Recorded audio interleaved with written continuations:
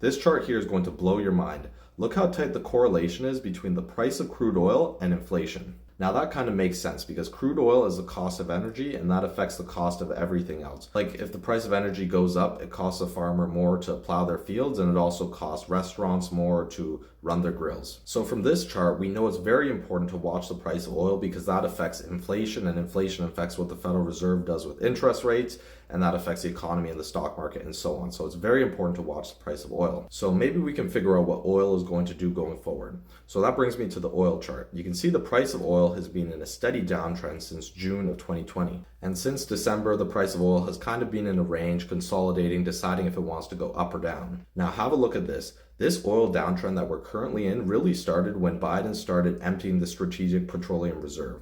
Now he had been emptying it for some time before this, but it was only really when he started aggressively emptying that strategic petroleum reserve that the price of oil started falling. So you can see there's a pretty decent correlation between the US emptying the strategic petroleum reserve and the price of oil falling. Now that brings us to where we are right now. The strategic petroleum reserve is actually super low now. It's almost half empty. Now Biden announced in October that they would start refilling the SPR when it got in the range of $72 to $67. That's exactly where we're forming a bottom right now. With Biden being a buyer of oil instead of a seller of oil, we could very easily see a bottom put in the price of oil and a bottom put in inflation. Now if I'm right and we have put in a bottom for oil and inflation, that's going to have major implications for the markets. So follow me so you can stay up to date on this.